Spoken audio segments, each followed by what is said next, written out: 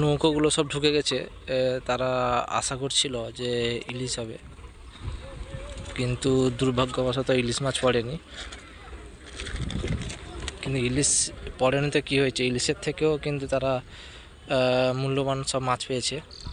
আমি দেখাবো ইলিশ ধরা জালে কিভাবে এই মাছগুলো পড়ে, আপনারা দেখতে থাকুন, আমি দেখাবো।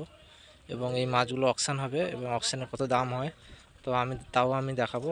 আপনারা অবশ্যই ভিডিওটি দেখতে থাকুন, আমি দেখাবো এই মাছগুলো কত দাম হতে পারে বা কি, সরাসরি আমি অকশান দেখাবো। তবে ফিশারম্যানরা ইলিশ ধরার আশায় গেছিলো, ইলিশ পড়েনি, তাই আমি ইলিশের থেকেও একটা ভালো দামি মাছ পড়েছে আমি যেটা শুনলাম। দেখবো এগুলো কত দাম হয়, আপনারা দেখতে থাকুন, আমি সরাসরি অকশান দেখাবো। সেই ইলিশ ধরা জালে পড়েছে,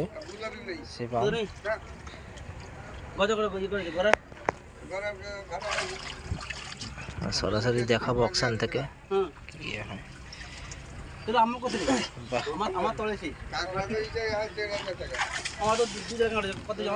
ইলিশ ধরা জালে পড়েছে কি? হ্যাঁ,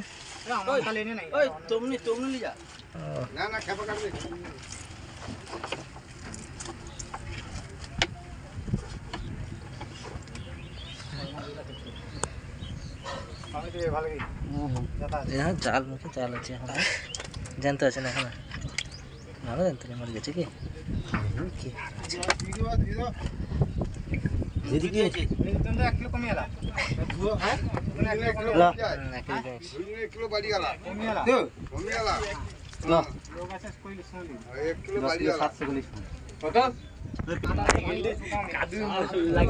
সরাসরি অকশানটা দেখাবো আমি, আপনারা দেখতে থাকুন কত দাম হয়। ইলিশ ধরা জালে যেহেতু ধরা পড়েছে মাছগুলো, সবাই এরা অ্যাকচুয়ালি আশা করছিল ইলিশ ধরার জন্য, ইলিশ পড়েনি, কিন্তু এগুলো পড়েছে। এগুলো কিন্তু ইলিশের থেকে কম না, আশা করছি ইলিশের থেকে বেশি দামে বিক্রি হবে। আপনারা দেখতে থাকুন, আমি অকশানটা দেখাবো।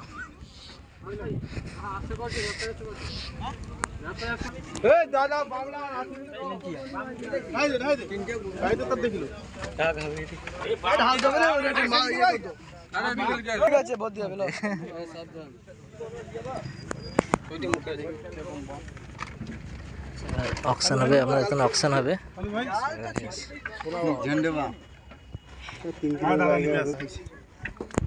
দেখে নি ওজনটা কত হয়, ওজনটা আমি দেখাবো। তিনটা বাম কত ওজন হয়,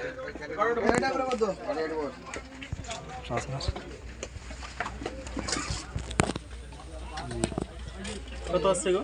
3 কিলো 400,